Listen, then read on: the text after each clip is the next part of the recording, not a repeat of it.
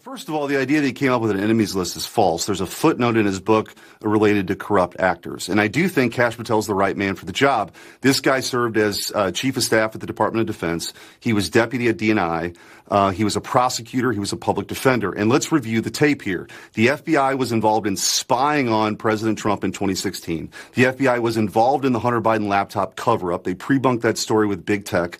The FBI has investigated Catholics because they attend traditional Latin Mass, and the FBI has investigated parents who showed up to school board meetings because under the auspices of the Patriot Act. That agency is in desperate need of reform. Kash Patel is very qualified, and I think he's going to get the support.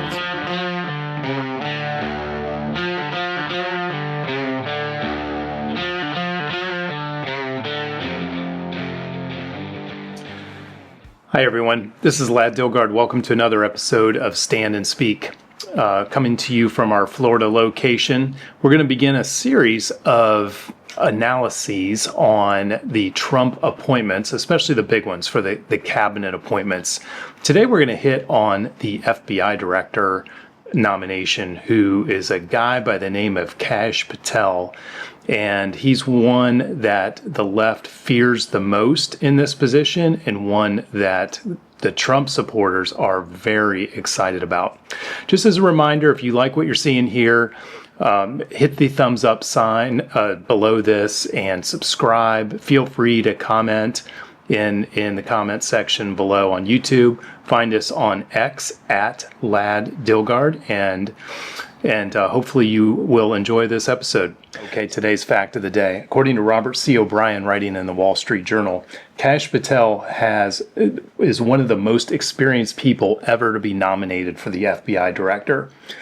And his qualifications far exceed his work hunting terrorists and rescuing hostages at the National Security Council. He served as chief of staff to the acting director of national intelligence, held that same position for the acting defense secretary, and he's excelled in those positions according to his superiors. He's got a broad background in federal criminal law and U.S. national security matters. So we've got a guy here who is going to make an excellent FBI director.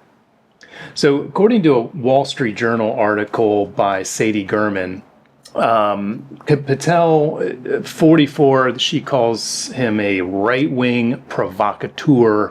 He has said he would radically transform the Bureau, shrinking its power, closing its Washington headquarters, and replacing the national security workforce with people who won't undermine the president's agenda. Now, it's kind of a backhanded way of this writer maligning Patel and what he might do as the FBI director. Couple quick things. He was a public defender for 8 years, so he knows the legal system, and he worked with Devin Nunes to uncover a lot of the Russia collusion hoax in Trump's first go-around as president. That whole garbage of Russia, Kash Patel was the guy who uncovered the facts. Yeah, he's a tiger. He's not going to let some of this stuff go that was done before. Now, for me, I think that we need a guy like Kash Patel to clean out the FBI, which has one of the lowest approval ratings and trust ratings of any agency in the country.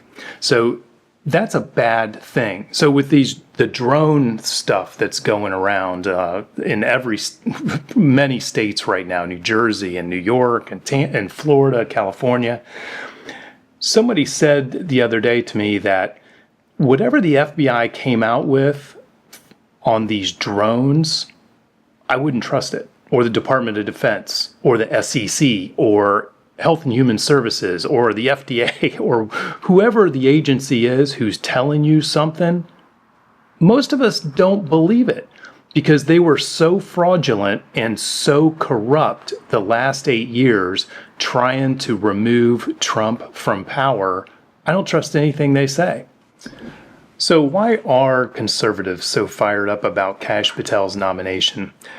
I'm going to read a highlight reel briefly of the FBI's greatest hits here in the last few years, and this could go on for hours, but I want to say at the beginning, the FBI has acted as like the Stasi in the old East German regime. They've acted as the secret police force to the Democratic Party, and they've worked hard to protect their political allies, the Democrats, and to attack and jail the political opposition, the Republicans. This is not the rank and file FBI agents that are out, busting drug addicts or whatever they're doing. But this is the leadership of the FBI in Washington. Guys like Peter Strzok, guys like Andrew McCabe.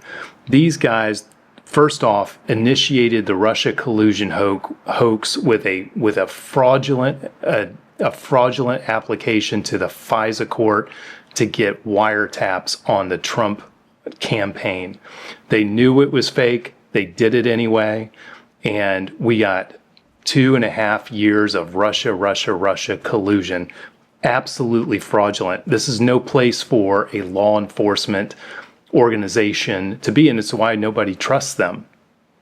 They raided Mar-a-Lago. They raided the home of a former and future president, and they were armed when they did this, and they had authorization to shoot.